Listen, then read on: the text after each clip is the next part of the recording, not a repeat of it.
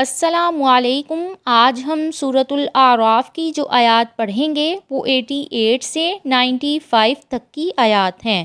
اعوذ باللہ من الشیطان الرجیم، بسم اللہ الرحمن الرحیم۔ قال کہا الملأ ان سرداروں نے، الذین جن لوگوں نے استکبروا تکبر کیا، من قومہ اس کی قوم میں سے، لنخرجنک البتہ ضرور بالضرور ہم نکال دیں گے تجھے، یا شعیب اے شعیب، والذین اور ان لوگوں کو جو آمنو ایمان لائے، معک تیرے ساتھ، من قريتنا اپنی بستی میں سے، او لتعودن یا ضرور بالضرور تم واپس آؤ گے، فی ملتنا ہمارے دین میں۔ قال اس نے کہا، اولو اور کیا اگرچہ کننا ہم ہوں، کارہین سب ناپسند کرنے والے، لنخرجنک یا شعیب انہوں نے صرف جھٹلانے پر اکتفا نہیں کیا بلکہ نہایت بدتمیزی سے نام کے ساتھ مخاطب کرتے ہوئے کہا کہ تمہیں ہر صورت دو باتوں میں سے ایک اختیار کرنا ہوگی، یا ہم تمہیں اپنی بستی سے نکال دیں گے یا تمہیں پھر سے ہماری ملت یعنی کفر و شرک میں پلٹنا ہوگا۔ اب تم سوچ لو کہ اپنے لیے ان میں سے کون سی بات پسند کرتے ہو۔ والذین آمنوا معک من قريتنا یعنی تجھے اور تیرے ساتھ ان لوگوں کو بھی نکال دیں گے جو ایمان لائے ہیں۔ او لتعودن فی ملتنا کے معنی ہے کسی چیز کی طرف لوٹ آنا۔ شعیب علیہ السلام خود تو کبھی کفر و شرک میں مبتلا نہیں رہے، پھر ان کے دین میں لوٹ آنے کے کیا معنی ہوں گے؟ یہاں ایک اشکال پیدا ہوتا ہے اور علماء نے اس کے مختلف جواب دیے ہیں۔ ایک یہ کہ نبوت سے پہلے شعیب علیہ السلام اگرچہ کفر و شرک سے اور نبوت کے منصب کے منافی ناپسندیدہ کاموں سے محفوظ تھے، مگر نبوت عطا ہونے سے پہلے عام طور طریقے میں اپنی قوم ہی کے ساتھ تھے، البتہ کفر، شرک اور گندے کاموں سے اجتناب کے باوجود مبعوث نہ ہونے کی وجہ سے خاموش رہتے تھے، جس سے ان کی قوم کے لوگ سمجھتے تھے کہ یہ ہمارے ہی دین پر ہیں۔ قد افترینا یقیناً ہم نے باندھا، علی اللہ اللہ تعالیٰ پر، کاذباً جھوٹ، ان اگر ادنا ہم لوٹ آئیں، فی ملتکم تمہارے دین میں، بعد اس کے بعد، اس جب نجانا نجات دی ہمیں اللہ تعالیٰ نے، منہا اس سے، وما یکون اور نہیں ہے مناسب، لنا ہمارے لیے، ان نعود یہ کہ ہم لوٹ آئیں، فیہا اس میں، الا مگر، ان یشاء اللہ یہ کہ چاہیں اللہ تعالیٰ، ربنا ہمارا رب، واسعہ اور احاطہ کر رکھا ہے، ربنا ہمارے رب نے، کل شیء ہر چیز کا، علم سے، علی اللہ اللہ تعالیٰ پر، توکلنا ہم نے بھروسہ کیا، ربنا اے ہمارے رب، افتح فیصلہ فرما دے، بیننا ہمارے درمیان، و بین قومنا اور ہماری قوم کے درمیان، بالحق کی حق کے ساتھ، وانت اور تو، خیر بہتر ہے، الفاتحین تمام فیصلہ کرنے والوں سے۔ یہ ایک دوسرے طریقے سے جواب ہے۔ شعیب علیہ السلام عرب تھے اور عربوں میں شروع ہی سے جھوٹ سے شدید نفرت تھی۔ معلوم ہوتا ہے کہ اللہ تعالیٰ نے اپنا وہ نبی جو تمام دنیا کی طرف اور قیامت تک کے لیے تھا، عربوں میں مبعوث کرنا اس لیے طے فرمایا تھا کہ عرب اپنی تمام برائیوں کے باوجود کچھ اوصاف حمیدہ رکھتے تھے۔ دوسری قومیں ان کی طرح نہیں تھیں، ان میں ایک وصف سچ سے محبت اور جھوٹ سے نفرت تھی۔ ابو سفیان نے ہرقل کے دربار میں جھوٹ نہیں بولا کہ مکہ میں جا کر کوئی یہ نہ کہے کہ سردار نے جھوٹ بولا ہے۔ شعیب علیہ السلام نے فرمایا کہ اللہ تعالیٰ نے جب ہمیں تمہارے دین سے بچا کر توحید کا اعلان کرنے کی توفیق بخشی ہے تو اب ہم پھر تمہارا دین اختیار کریں تو مطلب یہ ہوا کہ ہم نے جھوٹ باندھا ہے، اور وہ بھی اللہ تعالیٰ پر، یہ کیسے ہو سکتا ہے؟ ہمارے لیے تمہارے دین کو اختیار کرنا ممکن ہی نہیں ہے مگر یہ کہ اللہ تعالیٰ چاہیں، اس لیے کہ وہ جو چاہے کر سکتا ہے۔ اب ہم جو یہ دعویٰ کر رہے ہیں کہ تم دوبارہ تمہارا دین اختیار نہیں کریں گے، وہ بھی اپنے بلبوتے پر نہیں بلکہ اللہ تعالیٰ کی دی ہوئی توفیق کی بنا پر کر رہے ہیں، کیونکہ ارادہ خود کتنا ہی نیک کیوں نہ ہو، اس کا پورا ہونا اللہ تعالیٰ کی مرضی پر ہی موقوف ہے۔ وقالا اور کہا الملأ سرداروں نے الذین جنہوں نے کافروا کفر کیا من قومہ ان کی قوم میں سے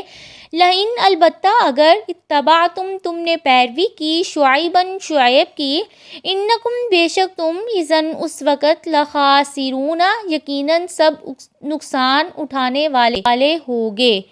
شعیب علیہ السلام کی پیروی کی صورت میں تم یقیناً خسارہ اٹھاؤ گے اور اپنے آبائی دین سے بھی ہاتھ دھو بیٹھو گے، اور جن ناجائز ذرائع سے دولت کما رہے ہو ان کو بھی ترک کرنا پڑے گا۔ یہ بات شعیب علیہ السلام کی قوم کی سرداروں تک محدود نہیں تھی، بلکہ ہر زمانے میں دنیا پرستوں نے اخلاق اور دیانت کے اصولوں کی پابندی سے یہی خطرہ محسوس کیا ہے۔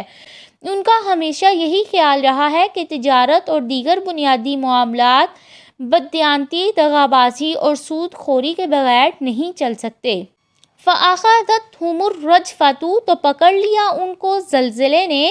فَأَصْبَحُوا تو وہ سب ہو گئے صبح کو، فی دارہم اپنے گھر میں، جاثمین سب اوندے پڑے ہوئے۔ ان پر دو طرح کا عذاب آیا ہے، ایک رجفہ یعنی زلزلہ اور دوسرا الصیحہ یعنی چیخ۔ الذین جن لوگوں نے کذبوا جھٹلایا شعیباً شعیب کو، کانا وہ ایسے ہوگے گویا کہ لم یغنوا نہیں وہ بسے تھے سب فیہا اس میں۔ الذین جن لوگوں نے کذبوا جھٹلایا شعیباً شعیب کو، کانوا وہ سب تھے ہم الخاسرون سب خسارہ پانے والوں میں سے تھے۔ جو شعیب علیہ السلام اور ان کے ساتھیوں کو بستی سے نکالنے کے در پہ تھے، وہ خود اس طرح ہو گئے جیسے وہ کبھی اس میں رہے ہی نہیں تھے، اور انہیں خسارے سے ڈرانے والے خود ہی خسارہ اٹھانے والے ہو گئے۔ فتولیٰ پھر منہ پھیر لیا عنہم ان سے شعیب علیہ السلام نے، وقال اور کہا یا قومی اے میری قوم، لقد البتہ تحقیق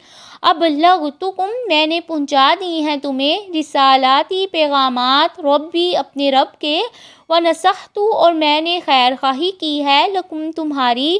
فکیف تو کیسے آسا میں غم کروں علی قوم ایسی قوم پر کافرین جو سب کافر ہیں۔ بے شک تم میرے عزیز تھے، مگر جب تم نے اللہ اور اس کے رسول کے ساتھ کفر کیا تو کافروں کی ہلاکت پر میں کیسے غم کروں۔ وما ارسلنا اور نہیں ہم نے بھیجا فی قریۃ کسی بستی میں من نبیٍ کوئی نبی الا مگر اخذنا ہم نے پکڑا اہلہا اس کے رہنے والوں کو بالبأساء تنگی کے ساتھ، والضراء اور تکلیف کے ساتھ، لعلہم تاکہ وہ سب یضرعون گر گرائیں۔ اس سے پہلے بعض انبیاء نوح، ہود، صالح، لوط اور شعیب علیہ السلام نے اپنی اقوام کے ساتھ گزرے ہوئے چند واقعات کے ذکر کے بعد، اور آگے موسیٰ علیہ السلام کے فرعون اور بنی اسرائیل کے ساتھ پیش آنے والے مفصل واقعات سے پہلے درمیان میں مختصر طور پر تمام انبیاء اور ان کی اقوام کا ذکر فرمایا ہے۔ اس کا مقصد کیا تھا؟ رسول اللہ صلی اللہ علیہ وسلم کو تسلی دینا اور کفار کو خبردار کرنا تھا۔ ثم پھر بدلنا ہم نے بدل دیا مکان السیئۃ بدحالی کی جگہ الحسنۃ خوشحالی کو، حتیٰ یہاں تک کہ عفوا وہ سب بھر گئے، وقالوا اور ان سب نے کہا قد تحقیق مسا پہنچی ہے آباءنا ہمارے آباء و اجداد کو بھی الضراء تکلیف والسراء اور خوشی، فأخذناہم پھر ہم نے پکڑ لیا انہیں بغتۃ اچانک، وہم اور اس حال میں کہ وہ لا یشعرون نہیں وہ سب شعور رکھتے۔ جب انہوں نے ایسا نہ کیا تو ہم نے بدحالی کی جگہ ان خوشحالی دے کر واپس پلٹنے کا موقع دیا، انہیں قحط کی بجائے ارزانی اور بیماری کی بجائے تندرستی عطا فرمائی، آبادی بھی ان کی خوب بڑھ گئی اور مال و دولت کی ریل پیل بھی ہو گئی، تو ان نعمتوں کا شکر ادا کرتے ہوئے انہیں اپنے رب کے رسول پر ایمان لے آنے کی بجائے پہلی سختی کو وہ بھول گئے اور ان نعمتوں کی بھی قدر نہیں کی، اور کہنے لگے کہ اگر ہم قحط اور دوسری مصیبتوں میں مبتلا ہوئے ہیں تو محض زمانے کی گردش کی وجہ سے ہوئے ہیں، نہ کہ اپنی بداعمالیوں کی وجہ سے۔ دنیا میں ایسے ہوتا رہتا ہے، کبھی خوشحالی اور کبھی بدحالی، یہ حالات ہمیں کو نہیں بلکہ ہمارے آباء و اجداد کو بھی پیش آتے رہتے ہیں۔ مگر جلد ہی ٹلتے بھی رہے ہیں۔ جب اللہ تعالیٰ کو اس طرح فراموش کر بیٹھے تو پھر اللہ تعالیٰ نے اچانک ان پر غضب نازل کیا اور ایسا عذاب آیا کہ ان سب کو ختم کر دیا۔